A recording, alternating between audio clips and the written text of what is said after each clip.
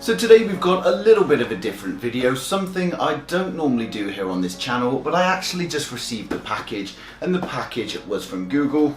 Hashtag Team Pixel on the side. Most of you will probably already know what this is, but I put a poll to Twitter the other day because they offered me a review unit for either the Pixel 3 or the Pixel 3 XL. I wasn't sure which one I wanted because I do like big phones, but at the same time that is a very big notch. But of course Twitter decided, so notch it is. But this video we're just going to do a quick unboxing, first look, first impressions, and I'll let you know what I think. I'll swap the SIM cards, I'll go away, and I'll do an in-depth review later on, but this video is just to see what I think. So first of all, nice big box. All we've got in here is the Pixel 3. Nice and tight in here, so we'll just get rid of this for now. Put that down and we'll go ahead and take a look at this. So nice and easy to take the sides off there, I like that. I don't have to fight with the packaging on this one. So first of all, we get the Pixel 3. Now, my only worry with the Pixel 3 XL is some of you have probably seen already a lot of people talking about this scratch gate. There's frosted glass on the back and they're saying that mineral deposits from weaker metals are actually leaving marks, and it gets to the point where some people have even used soap and a toothbrush, which does seem to get it out, but still it's not something you want. For that though, it does appear that Google are listening to its users, as they've actually provided me all of this in the packaging, so I can now take a bit of this. And if I want to take my Pixel 3 XL out in public, simply wrap this up. And I can now be rest assured that I can take this out and I'm going to get no problems at all. And it still actually fits quite nicely in my pocket, no problems there. But on a serious note, this is a worry for me, and I'll update you guys when it happens, because one thing I don't do is I don't actually use cases. If we take my current phone, the OnePlus 6, you'll see I don't keep it in a case. I find when you start putting bumpers on, the phone becomes much thicker and it sort of takes away from the phone itself. So I'll bring you guys in a little bit closer and we'll go and do the proper unboxing. So we'll get back to the boxing. The packaging is quite nice as you'd expect. Team Pixel on the back again. We open it up. The first thing we get is the Pixel 3 XL, protected by these plastic sheets. So first thing I always have to do is rip these off. Now I am going to be careful with this, as I really do not want to break it. So first of all, first impressions, the back of the phone does look very nice. This is a nice premium film, and one thing that's strange about this frosted glass is I did sort of expect to feel a bit of a rough texture, but it's actually incredibly smooth. But now it's time to turn it over and see what I think about this notch. So if we turn the phone over, can't really see it yet with the screen off, so it's not bothering me yet, but the phone overall, it does look like a nice premium product. It's nice and big, which is what I do like for a phone. I actually quite like this accent button on the end there. You can see the power button, we've got a nice green accent there, which does actually give the phone a good overall look.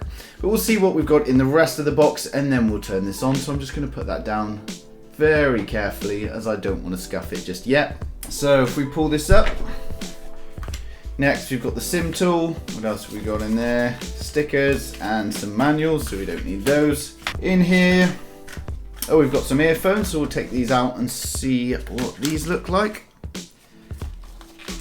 Not bad, just as you sort of expect. Nice design to them there. They do look like they will be quite comfortable. I'll cover these in my full review, but I think these days a lot of people are using their own headphones anyway, so the bundled ones tend to be less important. But one thing that's good is it is a USB-C headphone, so no problem with any adapters. Next in the box, we get the USB-C cable to charge the phone and transfer data. We also get the USB-C to 3.5mm converter, and as well as that, we've got a USB-C to USB converter in there as well. And finally, we've got the charging. I'm in the UK, so they've given me a UK plug that just plugs into the wall. So now it's time to turn it on. I assume it's been sent with battery, so we'll go ahead and start it up. While it's starting up, we'll just go through the specs for anyone that hasn't seen them. So this display is a 6.3 inch display at a resolution of 1440 by 2960, and that gives it 523 pixels per inch.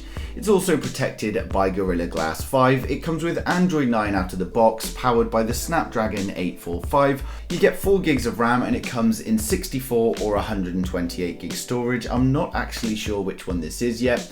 You get a single camera on the back, and that's a 12.2 megapixel camera with an f1.8 aperture, and it's a wide lens at 28mm on the front. And the reason for this big notch that I'm really starting to notice already is a dual camera setup. We've got an 8 megapixel f1.8 aperture 28mm wide angle lens, and the other one is an f2.2 19mm ultra wide lens, and again that's 8 megapixel.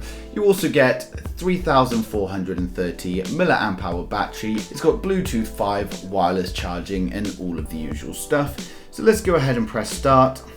If I have a SIM, I will do that later, but for now we're going to keep it off. And connect to Wi-Fi. I'm just going to connect to my Wi-Fi, 2 seconds. So I've put my Wi-Fi in and it's checking for updates. This probably would have been a much better time to go over the specs, but we've already done that now. As I said, this is just going to be a first impression, but already I can actually say I'm quite liking it so far. We'll forget about this notch for now, but just the speaker, the vibration feedback when you press it, it is quite nice. Of course, the touchscreen's responsive, but you'd expect that from any phone at this day and age.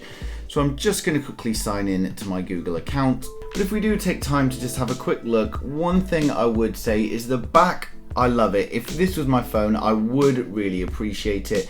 The front, I just still don't like this notch yet. I was hoping it would be different in person, but at the moment I'm just really not feeling this. But there is an option to turn it off, so we'll see how we get on with that. Okay, so I like that it's given me the option here to actually add these apps rather than just do it. So do not want, oh, that's making it a bit of a pain. I don't want Google Docs. I don't want Google Duo. Google Home, I have that. Google Keep, I have that. News, I don't want. YouTube Music, I don't want that either. So we'll click OK. So first time, it may be a bit slower starting up, but it does seem very responsive at the moment. Don't know what happened there. I've completely lost that. Okay, I can't even swipe there to Google Home anymore. So as always when you're first starting it up, but it does seem smooth and responsive. The phone is nice to touch.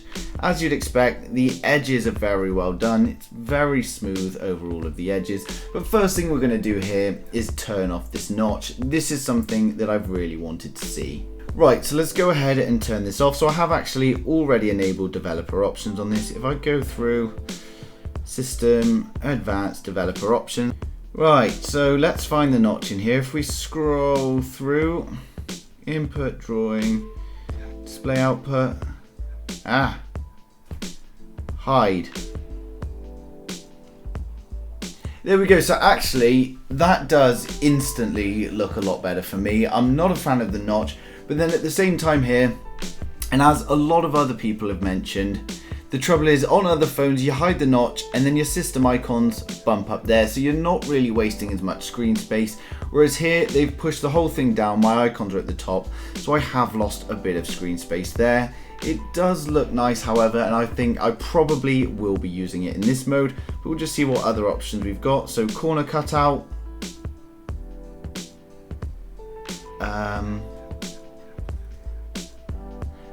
okay, so I haven't looked too much on the software here, but I really have no idea. It's added a corner cutout there. Why on earth would I want that at any point? So I haven't really looked too much into this. If anyone in the comments knows what the use for that is, please let me know down below. So we'll go ahead and try the next one. So after corner cutout, we've got double cutout.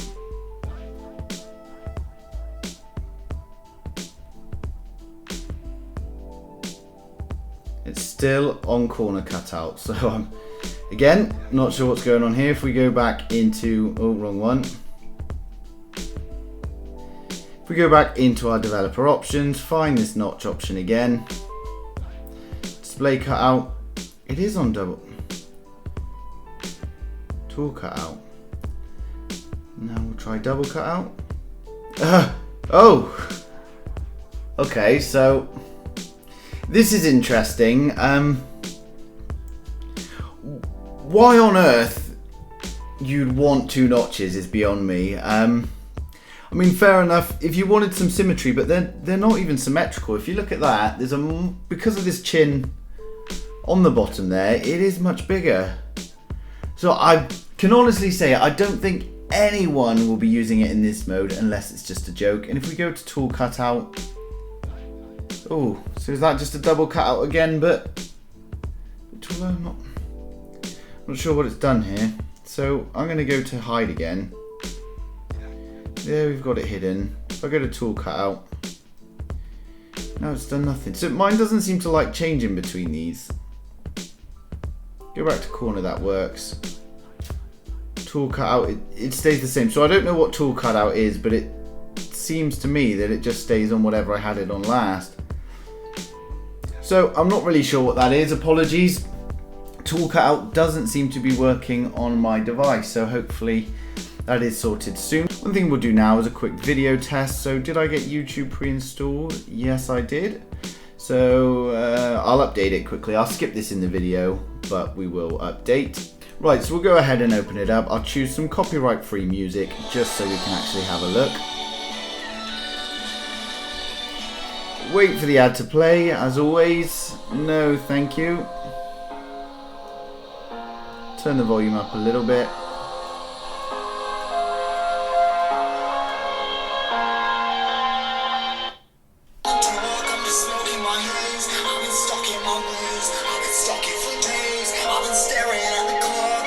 So the speaker's not too bad here. I can actually feel the vibrations in my hand using it.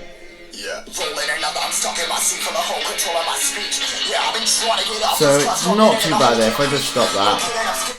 Speaker's not too bad. One thing I have noticed, although I have been using the OnePlus, and that really does not have a good speaker, so anything is an improvement on that. That's probably the one thing I don't like about my OnePlus. So that's it for my first look and impressions. A lot of emphasis on the notch there, but that was the thing that was worrying me the most.